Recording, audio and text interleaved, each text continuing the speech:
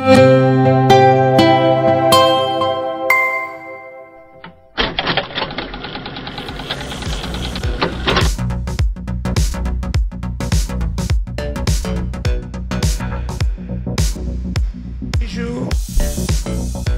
tard, je vais essayer de pas pleurer parce que je suis très émotif.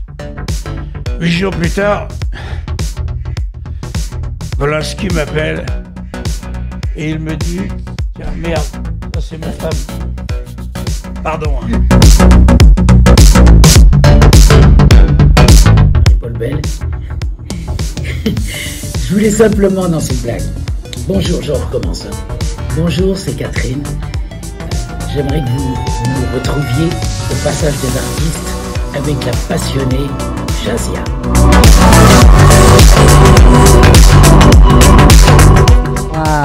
Ces trois éléments, parce qu'il faut que ce soit harmonieux, est-ce qu'on est un peu plus exigeant? Vous êtes comment au boulot? Plutôt tyrannique, plutôt cool? Dramatique. Ouais. C'est pour ça que c'est mon dernier disque. Je ne fais plus de disque. Arsène Radio. Arsène Radio.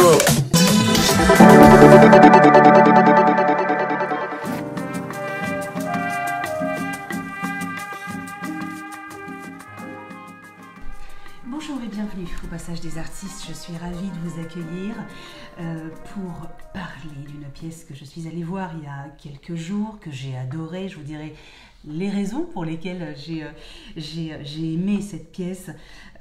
Et bien évidemment, je reçois Denise Chalem, donc, qui est l'autrice, mais également la metteuse en scène. Bonjour Denise. Bonjour. Je suis ravie de vous accueillir. On va pouvoir évoquer certains sujets, mais sans tomber dans le pathos. Alors vous avez eu cette brillante idée d'évoquer certains sujets qui sont, à mon avis, très importants, notamment la condition de la femme, mais vous avez gardé quand même une espèce de subtilité, de l'humour et de la légèreté. Comment s'est fait ce travail ? D'abord, moi, quels que soient les sujets que j'ai abordés en tant qu'autrice, moi, je ne sais pas travailler sans humour. Ouais. Dans les plus grandes tragédies, la façon de s'en sortir, c'est un peu d'essayer de prendre de la distance et de se moquer de soi, de sa condition, ce qui ne la rend pas plus légère, mais au moins aide à respirer. Et votre question, c'est comment moi j'ai eu l'idée de... Oui, comment est-ce que vous avez travaillé justement des sujets importants, parfois graves, ouais, mais en gardant quand même de l'humour? C'est-à-dire qu'au départ, quand moi j'ai lu les chroniques de Kamel Daoud, elles étaient toutes très belles, mais très graves. Ouais. Donc je me suis dit, soit on fait une lecture de ça et on donne à entendre la langue de Kamel Daoud qui est magnifique. Mais si moi je dois m'inscrire là-dedans, il faut que j'écrive une pièce de théâtre. Donc il faut que j'invente une histoire, il faut que je rende ça vivant. Et puis, peut-être aussi parce que je suis née en Égypte et que j'ai un petit... Je suis française, hein, mais j'ai un petit côté oriental. Ouais. J'ai souvenir de certains repas où tout d'un coup, c'est la Troisième Guerre mondiale. Mais très souvent, on le fait d'ailleurs dans les enterrements. On se met soudain avec tout le monde et tout le monde se met à rire alors qu'on vient d'enterrer un parent. Voilà, exactement. Et où là, tout d'un coup, on peut être contre ça, pour ceci, tout en mangeant quelque chose de délicieux, tout en... Bon, voilà, je voulais qu'il y ait du charnel dans cette discussion politique si importante et surtout... ne pas donner de leçons, c'est-à-dire le personnage de l'écrivain n'a pas plus raison que le personnage du jeune musicien. Ils défendent tous les deux une façon d'être, une façon de vivre qui les a amenés à penser ça. Et ce qui est très important pour moi, c'est que le public les aime, parce que qui s'identifie à eux peut leur faire dire « Ah, il a peut-être pas tort, lui. Ah ouais, mais lui, non, peut-être un peu aussi. » Donc voilà, que ce ping-pong, que le public le ressente, mais avec ses tripes, pas seulement avec sa tête. Bien sûr. Et voilà, donc j'ai inventé cette histoire à partir de ces chroniques-là. Il y a des personnages très attachants. On a Pierre, qui est un peu, on va dire, le modérateur, puisque sans trop dévoiler, nous avons donc un Zirek qui est un peu plus en colère, un peu plus nostalgique, et puis un Pierre qui est son ami avec lequel il partage beaucoup de choses. Et ils sont également amis dans la dualité, dans la diversité également. Et ça, c'était aussi important pour vous de le souligner? Oui, vraiment. C'est des fois dans les dissemblances que naissent les plus belles rencontres. Ouais. Ils ont une chose en commun, c'est qu'ils s'admirent l'un l'autre pour le travail que fait l'un et l'autre. C'est-à-dire que Pierre admire les mots de Zireg et Zireg admire la musique de Pierre. Et on sait tous que on peut aller sur un lieu de guerre et faire jouer des musiciens ensemble. Mais sur un lieu de guerre, faire parler des écrivains ensemble sera beaucoup plus compliqué avec les mots. Et donc, ils admirent leur art mutuel, ils sont très exigeants vis-à-vis de leur art mutuel. Et moi, ce que j'avais envie de montrer, mais ça c'est très personnel, c'est vraiment pour moi l'écriture en marche. C'est-à-dire, l'écriture c'est un sport de combat. Ouais. Et c'est pas marrant de vivre avec quelqu'un qui écrit des fois, parce que vous pouvez être à un repas de famille où les gens pensent que vous êtes avec eux, puis pas du tout, vous êtes à la page 62 de ce que va dire le personnage. Et l'idée de la corde à linge, c'est assez personnel. Moi, il m'est arrivé de suspendre mes textes pour me dire, bon, alors, là, et de mieux voir les répliques à tel endroit pour les redéplacer à un autre. Enfin, c'est concret l'écriture, c'est pas si intellectuel que ce que les gens peuvent dire ou penser ou imaginer. Denise, moi il y a quelque chose qui m'a interpellée, bien évidemment parce que ça m'a parlé. Alors vous le disiez tout à l'heure à juste titre, c'est que le public s'identifie soit à un mot, soit une musique, soit... moi, il y a eu bien évidemment donc, la cause des femmes, puisque vous en parlez, ça a été en tout cas pour moi quelque chose d'évident, qui m'a parlé dans ma chair, puisque ce sont des choses qui m'ont fait partir très loin dans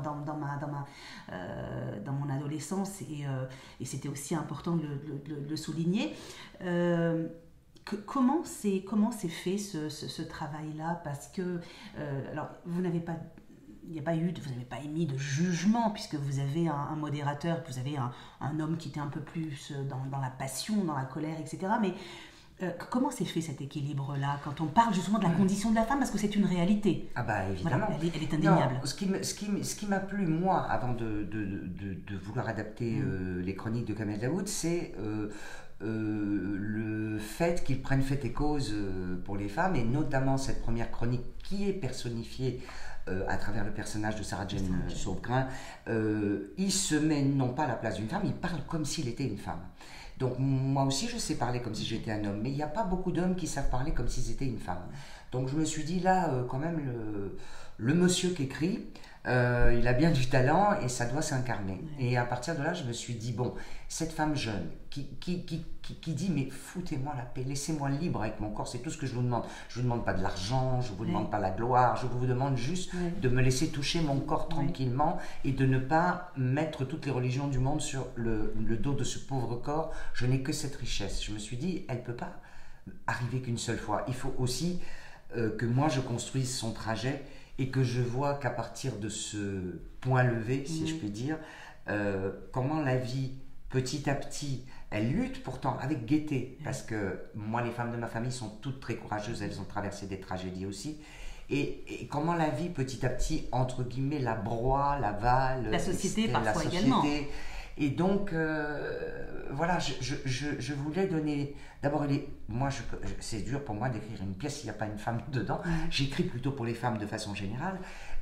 Et là, voilà, je voulais faire vivre ce personnage de femme et dans la tête de l'écrivain qu'elle devienne chère et qu'après elle ait sa vie dans deux autres scènes que j'ai totalement inventées, qui sont de moi, donc quand elle est jeune mère, et qu'elle découvre aussi sur une corde à linge l'écriture de Zireg, et qu'elle marmonne comme ça quelques mots de français qu'elle pense à l'exil, qu'elle n'aura jamais, et après la voir un peu plus broyée, après tout, par la société, puisque ça c'est vrai dans beaucoup de pays du Maghreb, où des femmes, pour être libres, elles attendent l'heure de la sieste, qu'il n'y ait personne dehors, en espérant que personne ne les voit, pour voler quelques instants. Et j'ai imaginé comme ça qu'elle avait tellement chaud qu'elle avait envie de se baigner, ce qui peut paraître incroyablement futile pour nous, et non, ça ne l'est pas. Ça ne l'est pas, malheureusement. Parce que, et c'est hélas toujours d'actualité. Et c'est ce que je disais tout à l'heure à Sarah Jane, c'est comment pouvoir se mettre dans la peau d'une femme brimée cassé par la société qui veut complètement l'effacer parce que son corps est un péché, son corps est une honte, alors que Sarah Jane vit dans un pays libre, etc. Mais voilà, comment est-ce qu'on arrive à interpréter la douleur? Parce que pour ceux qui viendront voir cette pièce, il est vrai que le rôle de Sarah Jane est puissant, il est déchirant en même temps. Parce que même lorsqu'on ne l'a pas vécu, même lorsqu'on n'a pas été touché de près ou de loin, elle a une voix qui transpire la douleur. Ça a été aussi une volonté? Ah oui, j'ai vraiment... Sarah Jane, c'est une magnifique comédienne, mais elle s'est magnifiquement laissée diriger. Elle m'a donné la main parce qu'elle m'a dit, mais c'est pas ma culture. Et tout ça. Oui. J'ai dit, écoute, on est au théâtre. C'est-à-dire que ce qu'il faut, c'est du talent. Et après que tu me laisses t'accompagner. Et moi, il y a des choses aussi où j'ai repensé à ma grand-mère qui, pour sortir, sortait très très peu. C'est la mère de mon père, très peu. Et des fois, quand elle accompagnait ma mère dehors, elle plissait les yeux de douleur au soleil parce qu'elle était éblouie tellement elle avait vécu dans la pénombre de ses persiennes et tout ça. Donc je voulais comme ça transmettre quelque chose d'assez charnel concernant cette femme. Et c'est merveilleux parce que vous avez également donné la parole à certaines femmes qui ne l'ont pas ou qui ne l'ont plus, malheureusement parce que certaines, pour elles, ça a fini plutôt mal.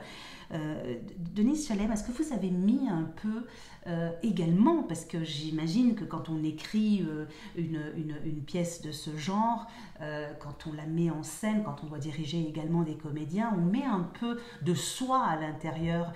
Ce que vous avez parlé, moi j'avais entendu une de vos interviews où vous disiez que vous avez mis un peu de vous dans, par exemple, l'histoire où lorsque Zareg va dans une ville donc, qui s'appelle Oran, en Algérie, il est pas bien, il suffoque. Alors est-ce que c'est la chaleur, est-ce que c'est toutes ces choses qui tournent dans sa tête, qu'il a un malaise. Son ami de l'autre côté le ressent. Et vous racontiez qu'il y avait des similitudes avec votre propre histoire. Oui, c'est-à-dire que moi, parce qu'on me dit, mais pourquoi nous as-tu parlé du confinement? D'abord, ça se suit chronologiquement et se promettent de se revoir, et puis le confinement arrive. Mais pour moi, le confinement, c'est presque un prétexte à... Quand vous êtes vraiment très proche de quelqu'un ou ami, vous pouvez vous réveiller en sueur la nuit en vous disant, là, ça va pas. Je sens qu'il est à l'hôpital ou qu'il y a quelque chose. Et ma mère est quelqu'un de très intuitif, alors elle m'a peut-être transmis ça. Un jour, elle nous a complètement affolés, réveillés une nuit en disant, elle est morte. Je lui ai dit, mais qui est morte? Nani est morte, mais ma grand-mère était en Australie avec un des fils, donc c'est peu dire qu'elle était très loin de nous. Et on a reçu la nouvelle le lendemain. Donc elle l'avait ressenti, pressenti. Et moi, c'est ça que j'avais envie de montrer dans cette troisième partie, c'est que malgré l'éloignement, ils s'adressent l'un à l'autre, ils pressentent quelque chose. Pierre pressent que son ami va mal. Son ami lui dit, si tu savais comme je t'envie cette beauté quand tu construis un petit morceau de musique sur ton ordinateur, c'est tellement beau par rapport à mes mots. Ils se parlent peut-être, comme ils ne se sont jamais parlé. Et parce qu'ils sont seuls, et donc ils n'ont besoin de plaire à personne, ils sont dans leur petit cocon solitude, et ça me permet aussi visuellement sur le plateau de diviser des solitudes qui peuvent être assez belles comme ça. Et voilà, oui, mais il y a beaucoup de moi dans la pièce, c'est normal quand on écrit. Oui, tout à fait. Et puis il y avait aussi un peu d'Orient, il y avait des odeurs, il y avait des saveurs, il y avait la mer, et puis un peu de nostalgie également, parce qu'il y en avait, on le sentait dans la pièce. En tout cas, moi, je l'ai ressenti comme ça. Après, bien évidemment, chacun l'interprète comme il est, par rapport à son histoire, etc. Pour finir, Denise, est-ce qu'il y a un personnage pour lequel vous avez plus d'affection? Dans la pièce? Oui. Non, parce que vraiment, je suis un peu partout. je suis un peu dans l'autodérision de Pierre, très souvent, parce que je me moque de moi matin, midi et soir, et que je suis un doute vivant sur deux jambes, et que je ne saurais pas asséner des choses comme ça. En même temps, j'ai la passion direct, c'est-à-dire que je peux m'énerver sur des conneries, en disant, mais non, c'est très, très important. Oui, ce côté passionnel, ce côté exactement. Authentique. Et en même temps, évidemment, chez Sarah Jane, c'est deux femmes qui se sont donné la main, quoi. Je veux dire, je crois que cette aventure, j'espère, fera de nous des amis, parce que voilà, j'ai un peu aidé à accoucher, quoi. Enfin. Et puis bon, enfin, vous aurez l'occasion d'écouter notre parenthèse à nous, et elle est effectivement très bouleversante. En fait, Sarah Jane, elle ressemble à son personnage, c'est assez édifiant. Pendant l'interview, en échangeant avec elle, j'ai senti cette petite cassure, cette petite faiblesse qui est très touchante chez elle, et je pense qu'elle a apporté ce côté instinctif, ou ce côté en tout cas chez son personnage. Denise Chalem, est-ce qu'on peut espérer voir cette pièce partir en tournée? Est-ce que vous y songez ou pas? C'est-à-dire, oui, on y songe, le théâtre y songe. Maintenant, c'est aussi des histoires d'emploi du temps de chacun, des uns et des autres, des uns et des autres qui sont très pris. Donc, ça, enfin, je l'espère, parce que moi, il n'y a pas que Paris dans la vie, déjà. Oui, c'est ça. C'est ça. Et je trouve un peu immoral de ne jouer que 31 fois à Paris. Bon, et voilà, on espère, on va voir. Ça n'est pas dans mes... C'est pas moi qui peux prendre ce genre de décision. Eh ben, en tout cas, écoutez, je souhaite à votre pièce... D'ailleurs, avant de finir, j'avais autre chose, parce que c'était important. Un homme qui boit rêve toujours d'un homme qui écoute. Pourquoi ce titre? Ce titre, il est dans Meursault de Kamel Daoud. Donc je l'ai trouvé assez beau, assez énigmatique. En même temps, il ne résume pas la pièce, c'est pas tout à fait ça. Mais je me suis dit, il est vraiment très beau. Et puis, c'est dans ce titre que j'ai trouvé l'idée de la rencontre de deux hommes. Je me suis dit, il faut vraiment que, puisque Kamel, dans cette chronique, sait si bien parler des femmes, il faut que là, tu essayes quand même de faire vivre deux hommes touchants, qui se frottent, qui s'empoignent. Et c'est à partir du titre que j'ai lu dans son roman Meursault qu'est venue l'idée de cette amitié entre deux hommes.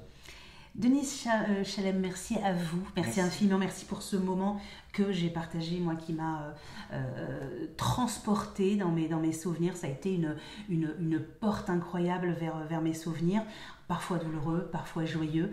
Voilà, ça a été un peu le grand 8, et je crois que c'était aussi votre volonté, hein, mais se dire que le sort des femmes en France, quand je dis il n'est pas mieux, bien sûr, on a plus de liberté, mais c'est tendancieux. Enfin, ce que dit Pierre est très important. C'est-à-dire, moi, j'étais très étonnée de découvrir les conseils qu'on donne aux femmes qui vont jogger en France, surtout celles qui habitent la ruralité, que nous aussi, on a des corps empêchés, que si nos corps deviennent des fantasmes, ça devient dangereux pour nous. Voilà, je voulais pas parler que de la femme en Orient, mais de la femme dans le monde, enfin. L'avantage, et ça ne, je